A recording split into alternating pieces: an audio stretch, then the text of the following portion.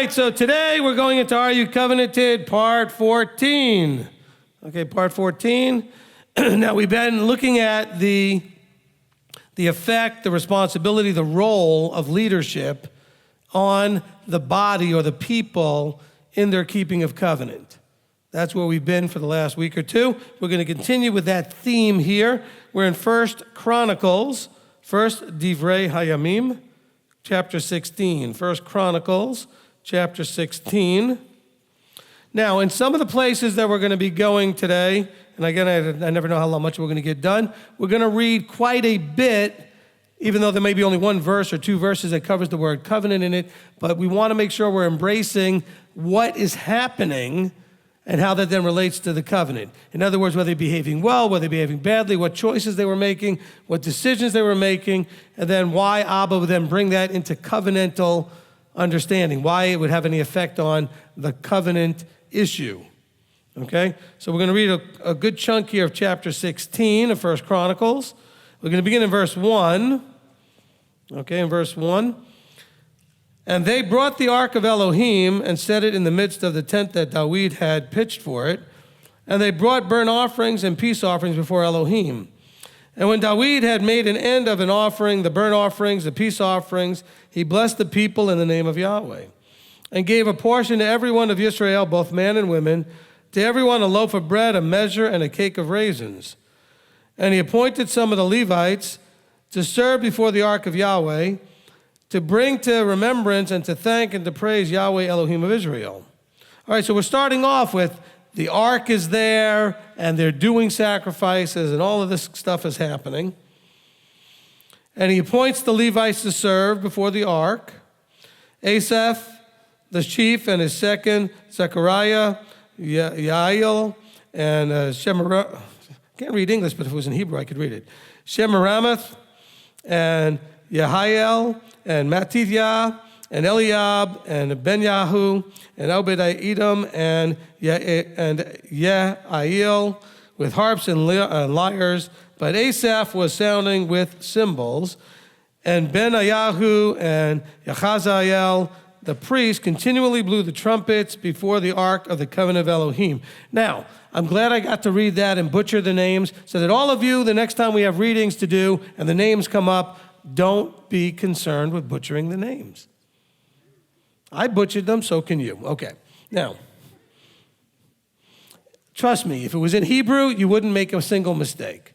It's the transliteration that's hard to read. Okay, now, and on that day, David first gave thanks to Yahweh by the hand of Asaph and his brothers. Give thanks to Yahweh, call upon his name, make known his deeds among the peoples. Sing to him, sing praise to him, speak of all his wonders. Boast in his set-apart name. Let the hearts of those seeking Yahweh rejoice.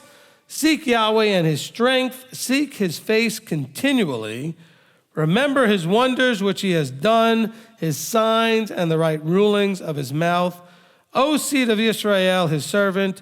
O children of Yaakov, his chosen ones. He is Yahweh or Elohim. His right rulings are in all the earth. Remember his covenant forever, the word he commanded for 1,000 generations, which he made with Abraham and his oath with Yitzchak, and he established it to Yaakov for a law, to Israel as an everlasting covenant. Let me stop there for a second. So look what's going on. He's mentioning, and we can focus on this obviously real easily, the idea of remembering the covenant because we are chosen. Israel is his servant. Israel is his servant, so we're serving him, and we are his chosen ones. So we're not to think of ourselves as we're just special. No, we're here to be his servants, and that's what makes us special. He chose us to serve him, okay? And children of Israel, the children of Yaakov, his chosen ones.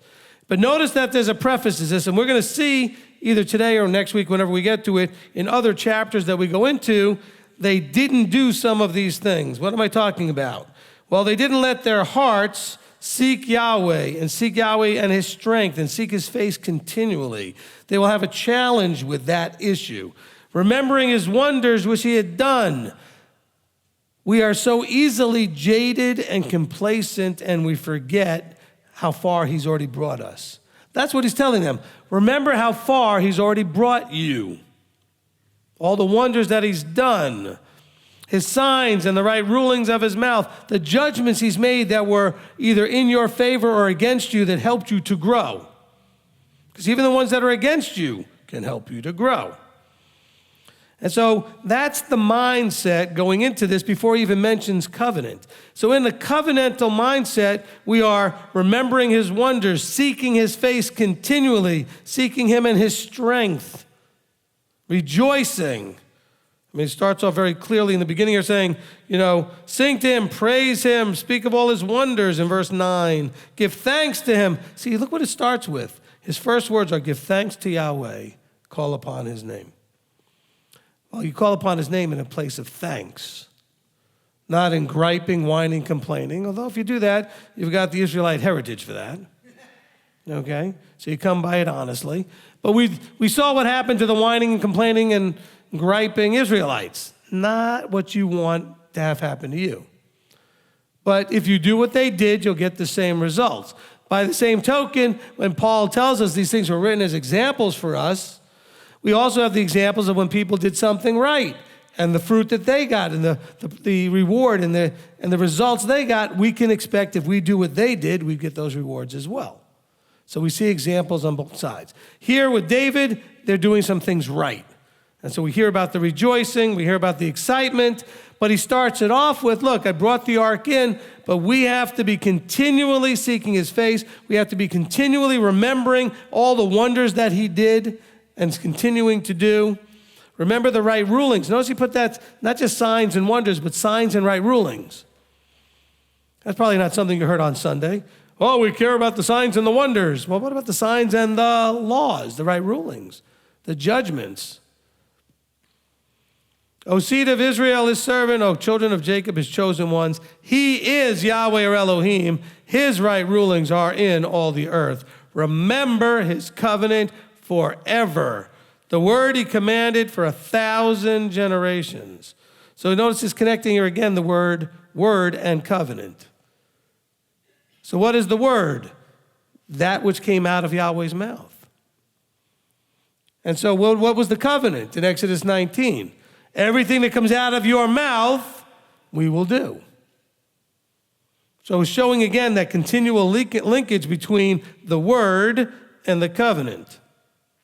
The word he commanded for 1,000 generations, which he made with Abraham, and his oath to Yitzchak, and he established it to Yaakov for a law, to Israel as an everlasting covenant. So he's also reminding us that all of this is because of what he promised Abraham, Isaac, and Jacob. And that he covenanted with them and promised them certain things that were not going to happen in their lifetime, things that were going to happen in the future. So continuing here, he says, verse 18, saying to you, I give the land of Canaan, the portion of your inheritance. When you were but few in number, few indeed, and sojourners in it, and they went up and down from one nation to another, and from one reign to another people, he allowed no one to oppress them, and reproved sovereigns for their sake, saying, do not touch my anointed ones, and do my prophets no evil. Sing to Yahweh all the earth. Proclaim his deliverance from day to day. Now let's stop for a second. So there's a very important message here. He said he allowed no one to oppress them. He reproved sovereigns for their sakes. And then he says, do not touch my anointed ones, and do my prophets no evil. Now we can read lots of layers out of that. Anointed ones could be Israel themselves going through the other nations, and he kept them safe as they journeyed through the other nations. There were battles where not a single Israelite died, and all of the other side died. So he protected them. But then he brings in this idea about do my prophets no evil. So now we have another level of understanding that could be read into this verse when he talks about anointed ones. Those that are anointed and appointed in roles placed there by Yahweh. He says, you need to be aware of that and do not touch them and do them no evil. So now you have the responsibility of identifying those that are anointed. Of course, we see in the book that we read, excuse me, We see in the book that we read that the people didn't always do a good job of discerning who an anointed one was. I'll drink to that. It's water, of course, but okay. They did not always do a good job of identifying who was anointed.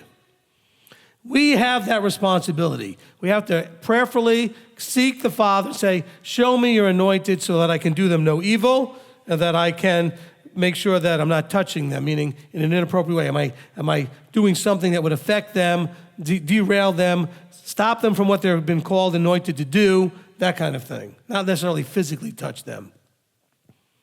He says, do not, think of it this way, as an idiomatic phrase, do not interfere with what they're doing. Maybe that's a better interpretation there to make it more clear. Do not interfere with my anointed ones, and my prophets, do them no evil. So you may ask yourself, am I doing anything that's hindering or interfering with the work of an anointed one? Then he continues, he says, sing to Yahweh all the earth, proclaim his deliverance from day to day. Now, I think it's not a stretch to connect the anointed ones and the prophets to how he brings about deliverance, since that's the way it flowed. But we could read this and then we're so used to, in our Bibles, having chapter breaks and verse breaks and all these other breaks that make us feel like at any point it's a new thought. And sometimes it is, but not often. A lot of times it's a continuing thought. And so the flow gets lost because in our minds we're used to dissecting it, breaking it up, and not actually letting it flow. Which is why I like to read 36 verses, as we're going to read here, to get the point that 3 verses mention the word covenant, verses 15, 16, and 17. Okay? So as we're looking at this, let's realize that he says, don't touch my anointed, do my prophets no evil, sing to Yahweh all the earth, proclaim his deliverance from day to day, because it's through these that he provides deliverance. I don't think that's a stretch. Maybe you do. You can disagree. He says, declare his esteem among the nations, his wonders among all the peoples. That's part of our job, is to be the ones who are declaring his wonders. This doesn't mean wake them up and knock on their door on Sunday morning. This doesn't mean go bother them in the line at the supermarket. It simply means those you have access to share with them and say, I have to share with you this amazing thing that Yahweh did for me. And that's what you should be doing. He says, for great is Yahweh and greatly to be praised, and he is to be feared above all mighty ones. For all the mighty ones of the peoples are matters of naught, nothing. For all the mighty ones of the peoples. He says they're not even things to be messed with and worried about. They're nothing. He says there's one. He says, for great is Yahweh, and nothing is the Elohims of the people. So it's not like he's just better or greater. No, he's great and they're nothing. That's a big difference. He says, continuing verse 27, for all the mighty ones of the peoples are matters of naught, but Yahweh made the heavens. So he says, those other mighty ones, they did nothing. Yahweh made the heavens. Excellency and splendor are before him. Strength and gladness are in his place. Now, we get to verse 28, and I'm going to clarify something here, which I think is interesting. Ascribe to Yahweh, O clans of the peoples. Ascribe to Yahweh esteem and strength. Ascribe to Yahweh the esteem of his name. Bring an offering and come before him. Bow yourself to Yahweh in the splendor of set apartness. So he has this idea of ascribe. Is that a word you guys normally use? Ascribe to this, So a lot of you are probably thinking, I guess I might guess what it means or whatever. Okay, the Hebrew word here is havu in verse 28 and 29. And it has the meaning options of, a lot of any word you look up in dictionaries has meaning options, right? You look in a dictionary, option 1, then option 2, and option 3 of what the word could be, how it could be used. So here are some of the meaning options for havu. Ascribe, give, bring, and choose. So ascribe has a definition in English of to regard as belonging to or to attribute something to. So maybe we read this differently and we say, give or bring or attribute to Yahweh esteem and strength. Give, bring, and attribute to Yahweh esteem of his name. See, this isn't the kind of thing. When it said, ascribe to Yahweh, O clans of the peoples, he's saying, look, give, bring, and attribute to Yahweh all of these things. Don't ascribe it to the other mighty ones and think that there's something. You bring this, you give this, you choose Yahweh. These are all parts of the meaning of Havu. Okay? Hopefully that clarifies a little bit for everybody.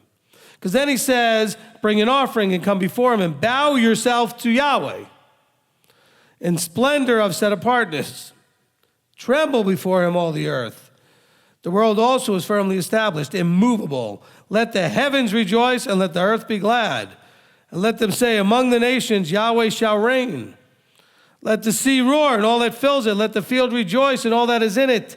Let the trees of the forest then sing before Yahweh, for he shall come to judge the earth.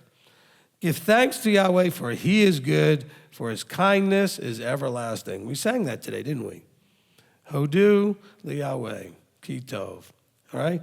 Ki Le'olam Vayed. Okay, now, give thanks to Yahweh, for he is good, and say, save us, O Elohim, of our deliverance, and gather us together, and deliver us from the Gentiles, to give thanks to your set-apart name and boast in your praise. Blessed be Yahweh, Elohim of Yisrael, from everlasting to everlasting. And all the people said, Amen, and praised Yahweh. All right, so here we're seeing a good example. We're going to see some that are not so good. But here we see a good example. David has brought the ark back. He's reestablished and appointed the Levites, and he has the people understanding the correct approach and focus towards their Creator. So you can see the powerful effect of leadership here. The king has brought these things back and put them back in place and has basically instructed or commanded the people, you need to now get back in line with this. But he's not just dictating it, he's giving them reasons, because Yahweh created everything. Because it says his mercy endures forever. His kindness is everlasting. He is good. He did all these signs and right rulings for you. He did all these wonderful things. He didn't list all the things he did here. We have another chapter we're going to get to eventually in the Psalms where he actually lists all the things he did. And we're going to read them. And we're going to read them even though you're going to sit there going, oh, I know he did this and he parted the sea and he gave them manna. And blah. But see, you can't let yourself get there. You have to always, always be impressed. It should never be, yeah, blah, blah, I know. No, you should always be impressed when you remember what he did. Don't get jaded. Don't get complacent. And so when we get to the Psalms, we're going to read one of the Psalms where we're going to cover, and he's going to list all those things. Why? Because they had forgotten when he wrote the Psalm. He was saying, but you forgot. You're acting like you forgot anyway. Maybe you didn't actually forget. But you know what? When you behave a certain way, it can often demonstrate that you forgot. Sometimes you do that with people you work with. Sometimes our children do that with us as parents. Sometimes we do that. In other words, your children look at you and you look at that child, you're like, did you forget who you were dealing with? Did you forget that mommy or daddy was going to have a real problem when you do that? And we've told you this 600 times. But you can forget because you're not keeping it as a frontlets before your eyes. You're not keeping it right here in front of you. Remember what he said at the beginning in verse 11. Seek Yahweh and his strength. Seek his face continually. How do we do that? He tells you in the next verse how you do that. Remember his wonders. That's part of how you do the previous verse. I mean, he is so good to give us instruction that's so simply straightforward if we just let it be. He tells us something and then tells us how to do it in the next verse. Seek Yahweh in his strength. Seek his face continually. How? By remembering his wonders, which he has done, his signs and rulings of his mouth. That's how you do it. And then don't forget who you are in relation to him. You're his servant and his chosen ones, but you're chosen to serve. To be that light, to be that representative of what he is doing here on the earth. And the way you're his light and his representative is not by telling everybody that you represent him, by living his way, by walking it out. Because that's what the covenant was. He talks, we do. And then we are a light to the world because they see what doing his stuff brings as a result. And so that's the critical piece in this part here. Let's go now to 2 Chronicles chapter 15. So we're going to go to the next book and chapter 15, 2 Chronicles 15. And in verse 1. And the spirit of Elohim came upon Azarahu, son of Obed, and he went out and to face Asa and said to him, "Hear me, Asa, and all Yehuda and Benjamin. Yahweh is with you while you are with him." That should be written on the walls of your house somewhere. Yahweh is with you while you are with him. And if you seek him, he is found by you, but if you forsake him, he forsakes you. This is not rocket science, brain surgery. This is not something you need a high level of education for. It's very simple and quite logical. If you are with him, he is with you. It doesn't say if he's with you, you need to be with him. No, if you seek him, if you go after him, if you move towards him, he'll be with you. You'll find him. But if you forsake him, he's going to forsake you. And for many days, Israel has been without the true Elohim and without a true priest, a Torah priest, and without Torah. Now notice the connection right away to this. He says the Spirit came upon him. He went out to see Asa and said, "Listen, Asa." Who was Asa? Who was Asa? The king. Prophets generally go to who? The king. So when all these people want to come up to you and say, "Well, I've got a prophecy for you and I got a word of," unless you're the king, why do they think they're being sent to you? You don't see these things generally anywhere in your scriptures.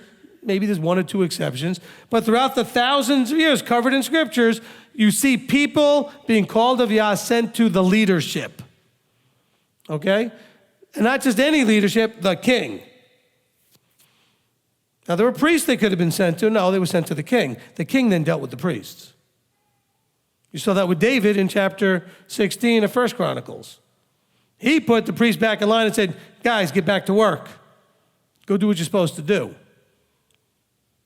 Now, it says there that for many days, because they weren't doing this, Israel had been without the true Elohim.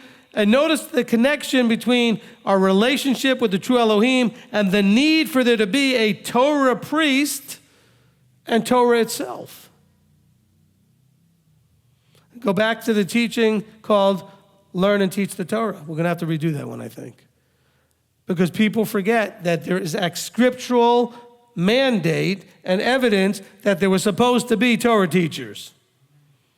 That you weren't supposed to just get the Ruach and the Ruach. Look, the Ruach went to Azariahu, the son of Obed. The Ruach did not go to Asa. The Ruach did not go to Benjamin and Yehuda. The Ruach went to the appointed to then share the message. The Ruach could have done all those other things, but that's not what Yahweh has chosen as his methodology. We have to see that. Because you're going to hear, and I know we've said this 100 times with every teaching, you never know what teaching someone might be listening to first, so sometimes we got to repeat ourselves. You need to know that out there's a prevalent wrong teaching that we don't need teachers anymore. We're just taught by the Ruach, by the Spirit. That is nowhere in your Bible. That is nowhere in the New or the Old. It's nowhere. That's just the teaching of those that do not want to come under authority. And so they're defending that position, and they want you to join them in that rebellious nature. They do not want to. Now, maybe they hadn't found good authority. Fine, keep looking. Some of you did that for lots of years and couldn't find it. Keep looking, keep looking. Now, some of you, even after you gave up looking, it was thrown in your face. So you found it a different way. But you should be ready and available so that it doesn't have to be thrown in your face. Because it says, and for many days, Israel was without these things. And there's a connection between being without Yahweh and being without Torah, and without a priest or a teacher to teach the Torah and to do the works and serving of Torah. But in their distress, Excuse me. Verse 4, but in their distress, they turned to Yahweh Elohim of Israel, and they sought him, and he was found by them. Just like he said, look, he allows you to be distressed so that you will look up. Easiest to look up when you're flat on your back. So sometimes he has to sweep the legs out from under you so that you finally will look up. And he looks at you and says, you done doing it your way? You ready to start listening? Because it's not fun for me as your creator and your basically your father up in the heavens to look down at you being stupid. Are you ready to stop being stupid and start listening? Because really, I don't think it's a more straightforward word than when we don't listen to him, we are being stupid, foolish, unwise. You put the adjective in there that you prefer. He knows and you don't. He's smart and we're not. I don't know what else. How do we figure this out? Okay? It's like when somebody, so if you've ever made anything, designed something, built anything, even if it's like a recipe, you got to love it when you're going to do it and someone comes in to tell you how to do the thing you invented. It's like, I'm glad you're telling me how to do something. I'm the one who made this. And you're going to tell me that I'm doing it wrong. Yahweh made all this, made all of you. And sometimes we act like we think that, we know better than he does. That's just plain dumb. Okay. He says, and in those days, they were distressed, right? They started seeking after Yahweh. He was found. In those days, verse 5, there was no peace to the one who went out, nor to the one who came in, for great disturbances were on all the inhabitants of the land. Now, this is not after he found. They're saying, look, they were distressed. They were seeking him, and they had to find him. But guess what? When you find him, it doesn't fix everything in the first 5 minutes. They were under all kinds of stress. There was no peace, whether they were going in or whether they were going out. There was great disturbances on all the inhabitants of the land. And they were beaten down, nation by nation, city by city, for Elohim troubled them with every distress. Why was he doing this? I don't know, maybe because he promised it in Deuteronomy. When he said, and if you don't listen, I'm going to curse you 7 times. And if you don't listen still, I'm going to curse you 7 times. And if you're not instructed by these curses, I'm going to curse you 7 times. This is the fulfillment of those promises. And be encouraged that when Yahweh does the unpopular, unfun, whatever the right word is, when he curses you, when you're suffering, you're under distress, that sometimes you should be encouraged by it because it's fulfillment of what he said. And if he's going to follow through on one, he'll follow through on all. And that includes the negative stuff. When he said, I will disperse you to the corners of the earth, and we read that that's exactly what he did, but he said it a long time before he did it. That's part of our evidence and proof that he knows the end from the beginning. And so here we're reading in Chronicles that yes, they were suffering in a way that we read about in Deuteronomy that they would. And so we are not surprised. In verse 7, but you, he's saying all the nations are beaten down, they're doing all these things, every city. He says, but you be strong and do not let your hands be feeble, for there is a reward for your work. Who is he talking to? Who is he talking to here? Asa, but also he said, and all Yehuda and Benjamin. So he's expecting Asa to share this with all the people. He's saying, you, Asa, you, Benjamin, you, Yehuda. He says, you be strong and do not let your hands be feeble, for there is reward for your work. Do the work, there's a reward. What have we said over and over again in the teachings, like the one for the search for the doctrine of grace, or the one on are you saved? That there is works, and works bring reward. Eternal life is a reward. Peace, all the health issues, all the safety issues, all rewards that he promises. The first half of the Deuteronomy 28 chapter, all of the rewards, the blessings. But your wrong works also bring a result. We don't call it a reward, we call it a curse or a punishment. So what you do is going to bring a result. You're going to reap what you sow. We're told that he will not be mocked. You will reap what you sow. So you do what you're supposed to do, you reap the reward. You do things you shouldn't do, you reap the curse. He says, but you, be strong and do not let your hands be feeble, for there is reward for your work. And when Asa heard these words and the prophecy of Obed the prophet, he took courage and removed the abominations from all the land of Yehuda and Benjamin and from the cities which he had taken in the mountains of Ephraim, and restored the altar of Yahweh that was before the porch of Yahweh, and gathered all Yehuda and Benjamin and those who sojourned with them from Ephraim and Manasseh and Shimon, for they came over to him in the great numbers from Israel when they saw that Yahweh his Elohim was with him. And they gathered together at Jerusalem in the 3rd month, in the 15th year of the reign of Asa, and offered to Yahweh on that day 700 bulls, 7,000 sheep, and from the spoil which they had brought. Now let me stop right there. So what happened here? There had been kings, not like David, who had messed some things up. If you read through, it's almost every other one, pretty much. And so at this point, Asa is king, and things are not being done right. So again, we're seeing the connection, the role, the effect of leadership, so that he is brought a message from on high, from Yah, through a prophet, and then he chooses to set the pace. He removes the altars, all the pagan idols, and then he brings the people together and say, we're going to be doing things a little different.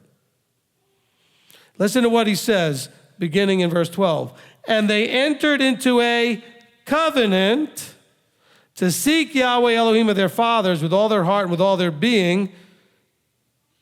What does that sound like to you? Does that sound like a new covenant?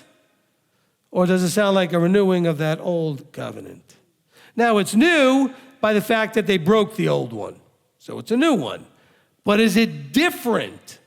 No. So let's be careful when you listen to people pushing a quote-unquote new covenant agenda that somehow the new covenant is different. No, it's new because the other one was broken. It is not different.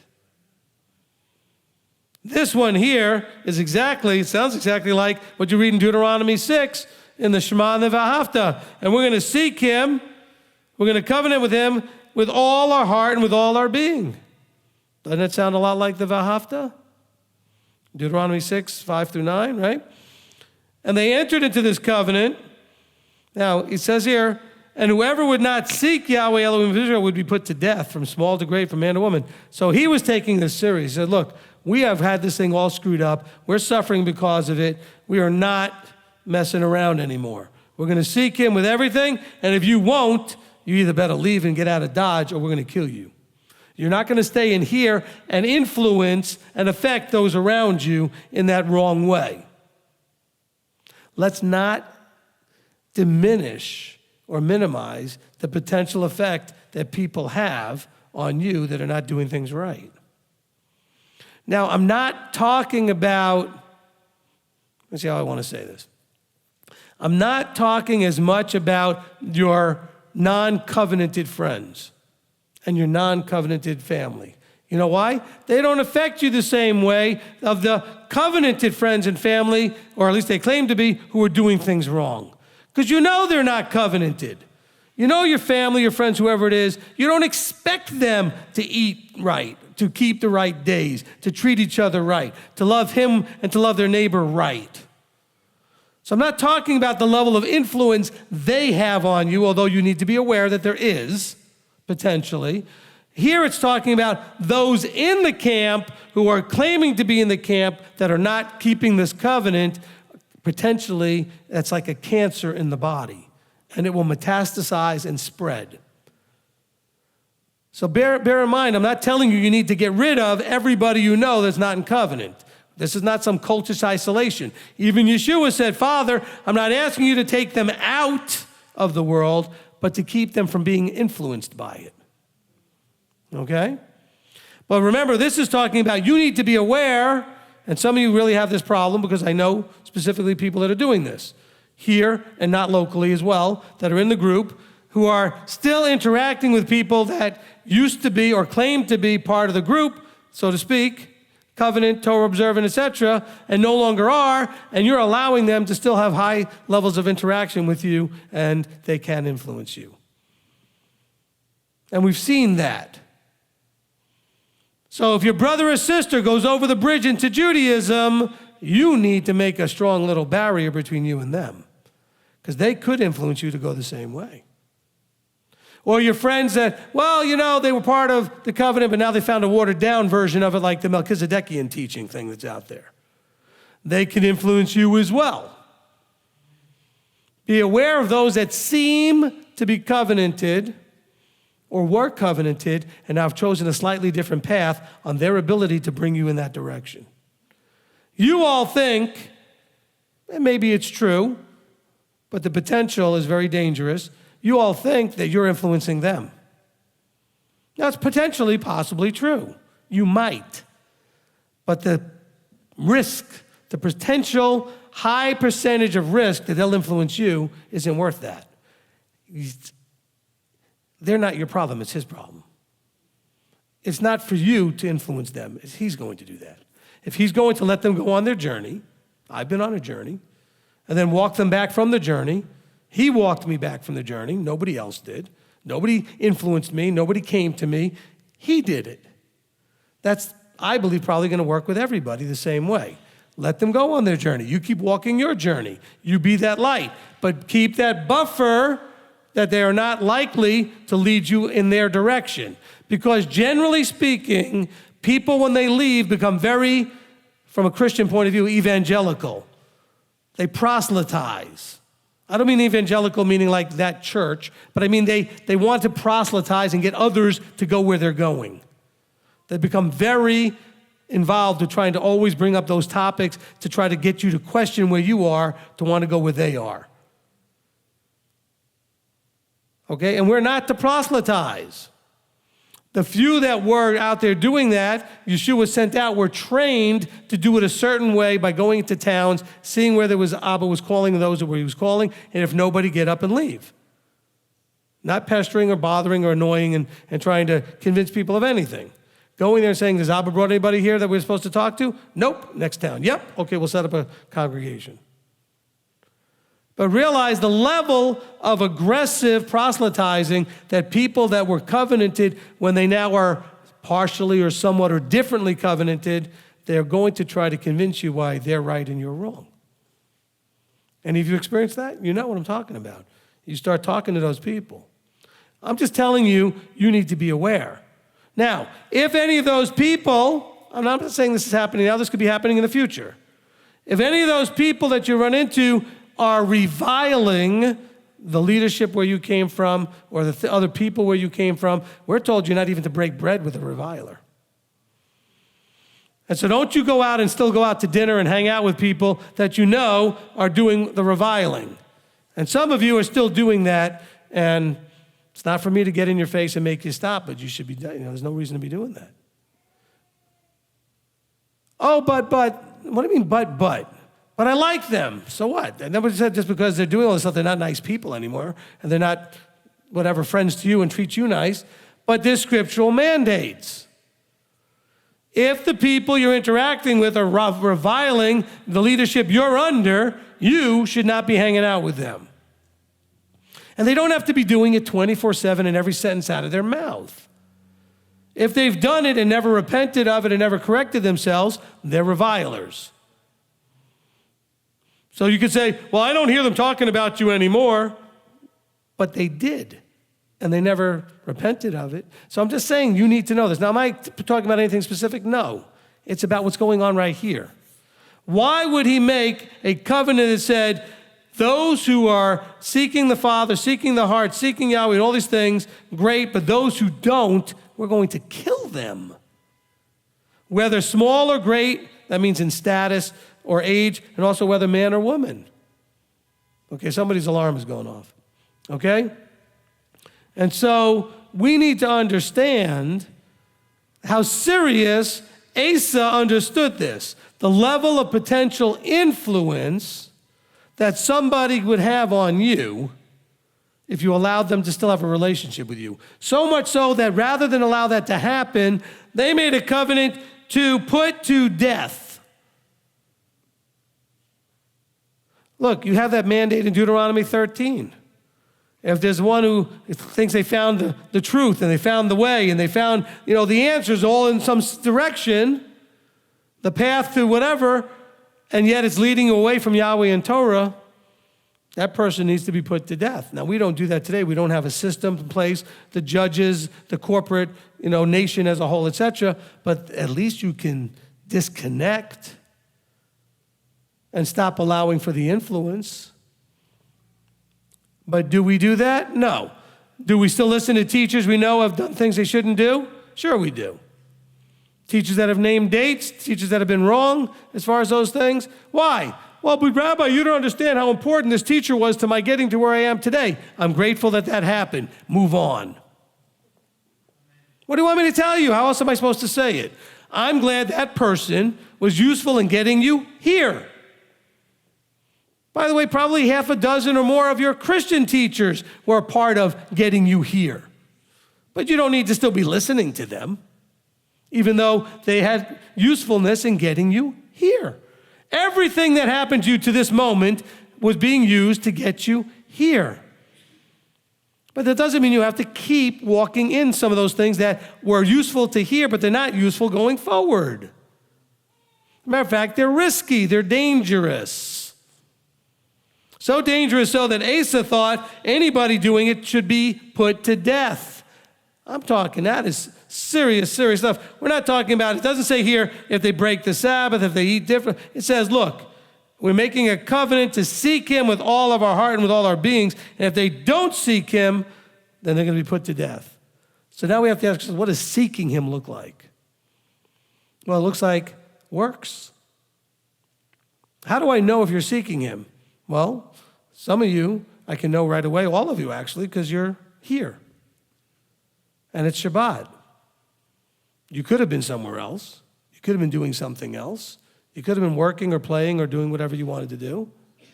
But you chose, because you're seeking him, to not forsake the assembling and come into a Mikra Kodesh, a commanded assembly, on the Shabbat.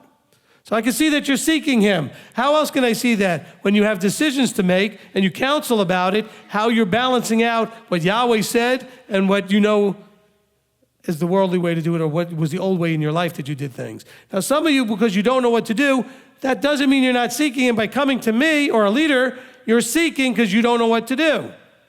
Sometimes I know you're not seeking as much as you should because I know you know. You just are hoping I'm going to give you a different answer. Those of you that are doing that, you're a little weak on your seeking him. Okay, if you're seeking him because you really don't know, you're new, or a situation came up that you hadn't really dealt with before, and you come and ask, that's fine. But several of you have had to say, are you asking me because you don't know, or because you don't really like the answer you came up with and you're hoping it'll be different? Because probably 20% of the time or more, those are the questions that Robert and Rabbi Tom and I get. We get questions that we know you know, but you don't like the answer because it's inconvenient, it's uncomfortable, it's going to mess with some of your relationships, it's going to mess with your finances, something. And so you don't like it. So you're hoping that I will take the burden and I'm going to be the one, because if I tell you it's okay to do something you shouldn't, you can now say, oh, well, I was just listening to leadership. Which is why you shouldn't want to be in leadership and telling people what to do, because if you do tell them wrong, that person would be right. It would be your fault. And so you need to be very reluctant and very careful about offering guidance to people and telling them what to do. Verse 14, and they swore to Yahweh with a loud voice, with shouting and trumpets and ram's horns. And all Yehuda rejoiced concerning the oath, for they had sworn with all their heart and sought him with all their being. And he was found by them, and Yahweh gave them rest all around. So notice how this starts off. I kind of like the way he lays out in my book. It starts at the top of one column and finishes at the top of the other one.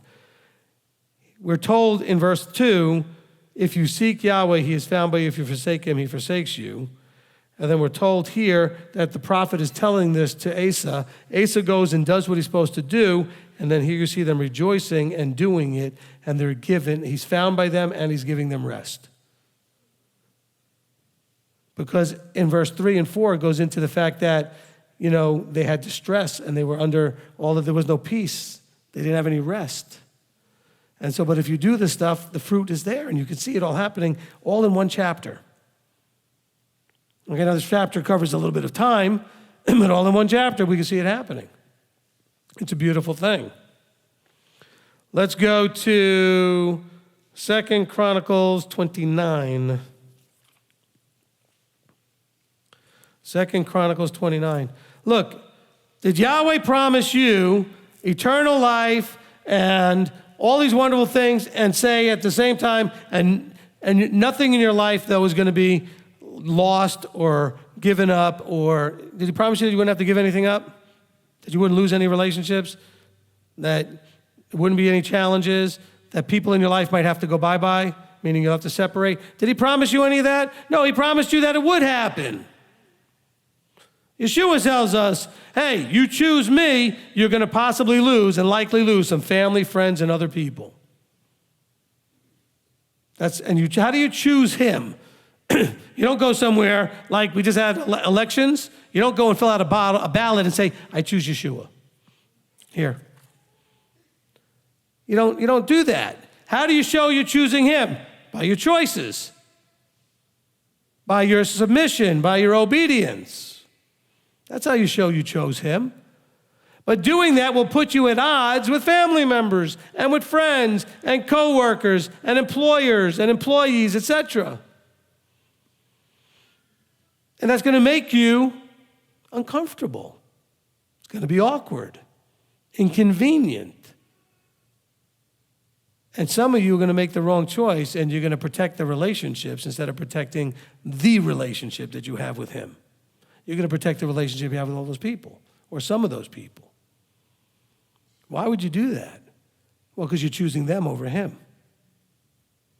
He wants you to choose him over everyone. He says, you must love less by comparison. It says, some translation says hate. All those who don't hate mother, father, no, it doesn't want to. The Greek actually means love less by comparison. You must love them less than you love him. It didn't say you shouldn't love them, but you love them less. You love your friends. You love your family. But you should love them less, which means when push comes to shove, you choose him and not them. And he's going to put you through pop quizzes and little tests to see whether or not you'll pick him over them. This is a time of year when that's going to come up a lot for some people, especially if you're new. Family members are going to ask you to come to Christmas dinner, or they're going to ask you to get involved with some other things that have to do with the holidays coming up. Those things that we don't do anymore, the Christmas stuff. And you're going to have to make decisions about getting involved in these things to whatever level you get involved. Choosing him or choosing them. Some of you have jobs where your boss is going to say, well, we got the holidays coming up here, and we're going to have to close down for some days and everything, so we need some people to work some Saturdays. And you're going to be put in a tough spot when they tell you all of a sudden you got to work some Saturdays. But it's only a tough spot depending on this, your heart. For those of you that are not watching this but listening, I'm pointing to my heart. If your heart is right, it's an easy choice. That doesn't mean you like it, it's just easy.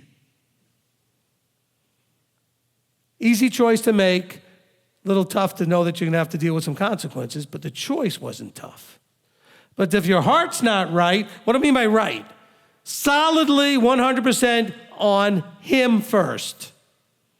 If your heart's totally that way, loving him with all your heart, with all your might, with all your strength. By the way, it doesn't say to love your neighbor with all your heart, might, and strength. It says to also love your neighbor as yourself. But you love him with everything. Then it should be an easy choice. Easy doesn't mean that you're happy about it. Easy doesn't mean that you're going to love all the consequences of it. But the choice was a no-brainer. It's just, that's it. Sorry, can't do it. No, done. Easy choice. So when you struggle, the first thing you should do, I know that a lot of you right away want to call me or call leadership. First thing you need to do is pray and say, Abba, why is my heart struggling with this?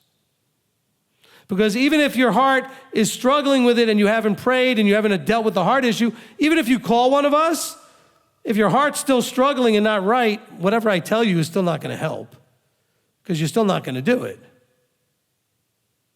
You got to ask for Abba, help me with my heart issue before I call the leadership, because I'm struggling. My heart is hurting because of the choice I know I need to make, and I don't want to make it. You got to make some tough choices. You see that all throughout scriptures, people having to make tough choices. You see what happens when they do and when they don't. And so it's very important that we understand this. And so they got excited about it, and they decided to put their prayer in with it, and that they were going to go for it and go forward. Okay, we're in chapter 29 now, 2 Chronicles, verse 1. Oh boy, let's see what we're going to get with this. All right. Hiskiyahu began to reign when he was 25 years old, and he reigned 29 years in Jerusalem. And his mother's name was Abiah, and the daughter of Zechariah. And he did what was right in the eyes of Yahweh, according to all that his father David did. Now, so here we have a king doing what was right in the eyes of Yahweh. We had Asa coming into a place where they were doing it wrong, and then he turned it around. Hiskiyahu is doing it right. In the first year of his reign, in the first month, he opened the doors of the house of Yahweh and repaired them. So now we know that the king before had neglected some things. Hezekiah comes in and has to start cleaning that up. You know, this is a really good time of year to be thinking about that too, because we're going into Hanukkah. And in Hanukkah, I've got a teaching out there called The Time to Rededicate Yourself. And so some of you have allowed, maybe this is a good analogy, maybe it's not. You got a throne up here in your head. When you're sitting on it, you're the bad king. When Yeshua's sitting on it, it's the good king. Every now and then, though, you jump back in the seat. Guess what happens? Then you have to get out and clean it up again. When the good king gets in there, you got to be the servant cleaning up the Mishkan, the tabernacle that your body is, that your mind and your heart is. You got to clean that out. So here's the thing. The very first year of his reign, what does Hezekiah do? He goes in, he opens the doors and prepares them. Brings in the priests and the Levites and gathered them in the open place to the east. And he said to them, listen to me, O you Levites. Now set yourselves apart, set apart the house of Yahweh, Elohim of your fathers, and remove the uncleanness from the set apart place. For our fathers have trespassed and have done evil in the eyes of Yahweh our Elohim, and have forsaken him, and have turned their faces away from the dwelling place of Yahweh, and have given their backs. What do we read in 1 Chronicles? If you forsake him, he will forsake you. And Hezekiah is going, this has already happened. We've forsaken him. We've messed this up. So let me get you guys together, the priests, the Levites. And by the way, understand when we taught a little bit about the Melchizedekian versus Levitical, the kings were supposed to be the Melchizedek. David was a Melchizedek. Hezekiah was a Melchizedek. They were a king priest. That's why you find the king grabbing a hold of the priest, not the other way around. When do you see anywhere in Scripture the priest going to the king? Like never. You see prophets going to the king, but you see already in more than one place here, the king went and grabbed a hold of the priest and said, you guys snap to it. So what's higher, the Melchizedekian or the Levitical? The Melchizedek, the Melchizedekian. When you see Moses and Aaron, who was in charge, really, Moses or Aaron? Moses was the Melchizedekian, Aaron was Levitical. So you see here, the king grabs a hold of the Levites and says, you guys, get in there, do your job, clean up the place, let's get this thing going the way it's supposed to, because we have messed this up, we have forsaken our Elohim. They gave their backs to Yahweh. They turned their backs on him.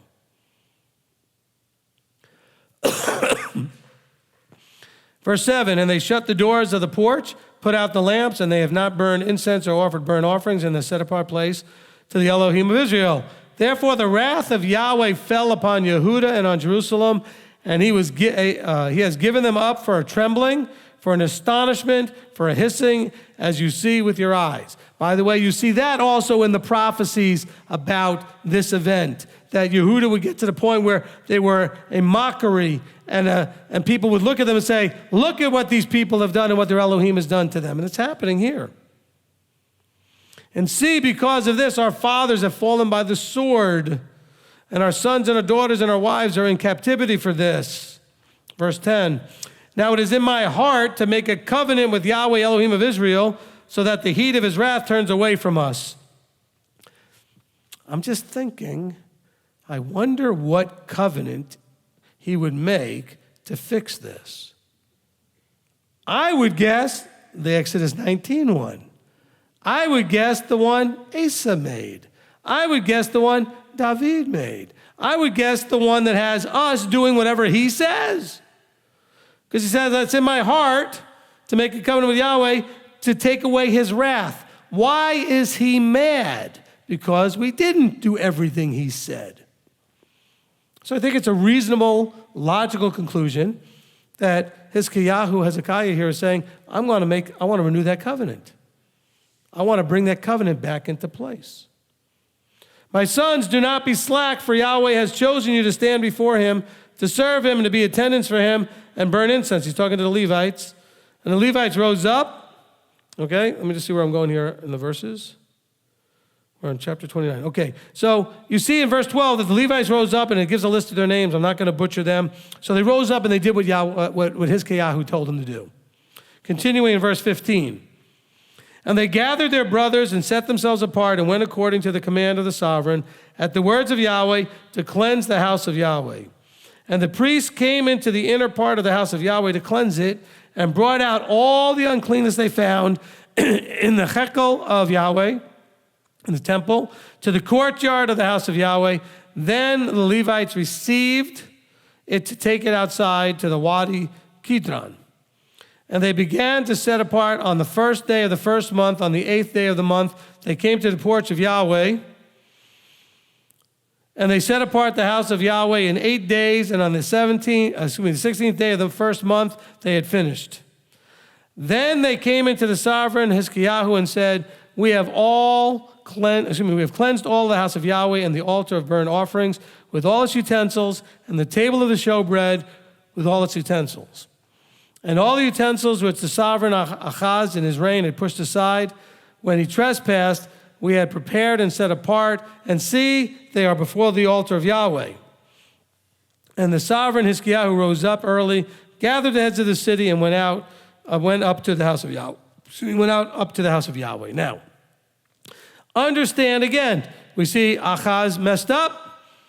We had other kings that did well. Each king, every other one. So we see the effect. We're paying attention to the role and the effect of leadership. They set the pace. They set the standard, the expectation, right?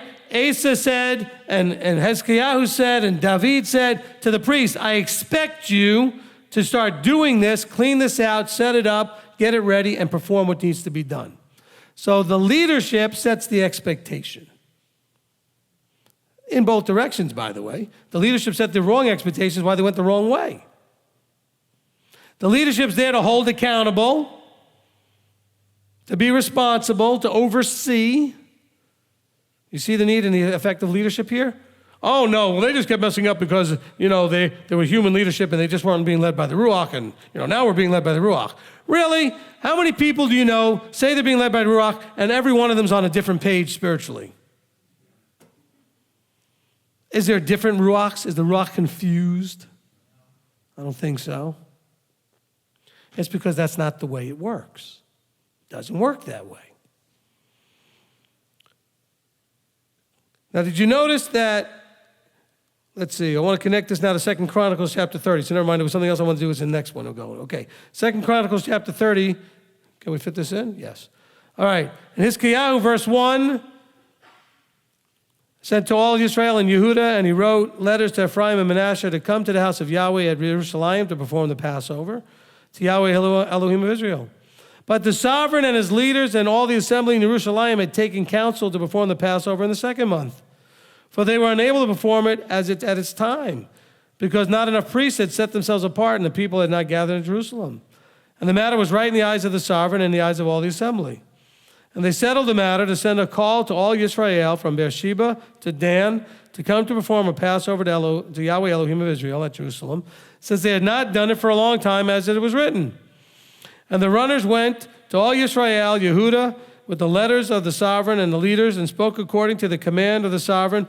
Children of Israel, turn back to Yahweh, Elohim of Abraham, Yitzhak, and Israel, so that he returns to the remnant of you who have escaped from the hand of the kings of Asher, of the Assyrians. Now, so you see what's happening? The leadership is leading. In this case, correctly. They're saying, okay, we don't have enough to do Passover correctly. We'll do it in the second month. Send out the letters and tell people you need to, and remember what it says here, turn back to Yahweh. It says, verse 7, do not be like your fathers and like your brothers who trespass against Yahweh, Elohim of their fathers, so that he gave them up to ruin, as you see. Now do not stiffen your neck like your fathers. Stretch forth the hand to Yahweh and come to a set-apart place, which he has set apart forever, and serve Yahweh your Elohim, so that his burning wrath turns away from you. For if you turn back to Yahweh, your brothers and your children shall be shown compassion by their captors, even to return to this land. For Yahweh your Elohim shows favor and compassion and does not turn his face from you if you turn back to him. How do we turn back to him? By getting back to the covenant. By doing what he says and not doing what he says not to do. And getting off that self-sovereign throne. I hope you can see at this point that you have kings and how they affect. Now, I didn't read us the kings that messed up because there weren't the word covenant wasn't in any of those sections. But you see the results of each of the good ones having to clean up the mess of the previous one that was a bad one. So you can see when the king was good, the people did right. When the leader was bad, the people did wrong. This is all about leadership and not just about kings.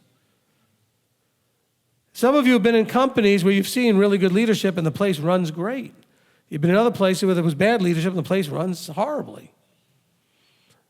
Leadership has a high burden of responsibility in getting these things to move forward. But you have the responsibility to now do your part, which is two things. Find the good leadership. You have to go find that anointed, appointed leadership. And then secondly, you have to then get under and be submissive to that authority. Let them lead. What would have happened to Hiskiyahu's kingdom if the people didn't join him in his going forward? What would happen with Asa? What would happen with David if the people chose not to be submissive to their king? It would have been horrible. It wouldn't have been the good results that they started getting under the good kings. But the people chose to recognize that authority. And by the way, you notice that the kings that did right were strong, focused, deliberate. There was no confusion. They weren't being wishy-washy. They weren't, hesitant. They were very strongly clear. You're looking for leadership that's clear, that knows where they're going, knows where you're going, knows where they're taking you, and is not wishy-washy and all indecisive and blah, blah, blah, and doesn't know what's going on. You need strong leadership. But a lot of you are afraid of strong leadership. You don't like strong leadership. You're made very uncomfortable by strong leadership. Asa said, if they don't do this, kill them. That's pretty strong leadership. Strong leadership is necessary. Why? Because we are children. We're spoiled children. We're disobedient, rebellious children. And if you're a parent, what do you need to do with those kind of children? You need to be strong with them. They need strong hand. I'm not saying you need to hit them with it. I'm saying they need a strong hand. They need to know that you mean what you say and you say what you mean. And that if you say there will be consequences, there are consequences. And if you say there'll be reward, there's reward. See, some of you have children problems because you're weak in the parenting department. You need to be strong. Not aggressive, harsh, or mean, strong. We can call this meek. Meekness is quiet strength. Of course, I'm working on that. I'm kind of loud strength, but okay? But if you've ever been with me when things are really bad or there's a real crisis, you'll notice my voice gets softer and I'm still very strong. And I say, but we need to do this. So I do bring in the quiet strength when it's a crisis. But you need to show and exemplify scriptural strength. Not being a tough guy, not being a bully and a dictator, but to have the strength to lead in a loving, compassionate way because you care to keep everybody safe and bless them. Look, in a sense, the man of the house is like Yahweh is to everyone. If I'm doing my job right, my family should be blessed, safe, and being nurtured in their transformation. Do you hear that, guys? If you're doing your job right, your family should be safe, blessed, and nurtured in their journey of changing from what they are into what He is. Just like Torah does. That's your role in leadership. Mothers, the same thing. You spend more time with the children than the men do. You need to be strong. You need to have the discipline there so that they can be safe, blessed, and transformed. Understand your positions and your roles. It's very important. Let's pray. Avinu Malkeinu, our Father, our King, Father, we come before you. And we're just wanting to understand more and more and accept into our lives the appropriate responsibility, role, and effect that leadership does have within the body. Good and bad leadership. And we see the fruit that can come from either one. Father, help us to be submissive to you, first and foremost, in your Son Yeshua, in the understanding of authority. Help us to find anointed appointed of this time and get behind them and learn how to submit to authority that you gave them to help us to grow, to be safe, to be blessed, and to transform. Father, we are just so thankful and so pleased and appreciative that you gave us your word with all these stories and examples of the events that happened so that we can see the fruit and the results of the choices that people have made. And we can understand your plan as it lays out in the word of the scriptures. So, Father, we just want to come before you very humbly, appreciating, praising your name, and thanking you for all that you've given us, and that you would continue to be patient with us as we go through the transformation process. So, Father, we want to place ourselves in your hands, praising your holy name, in the name above all names, Yeshua our Messiah. Amen. Amen.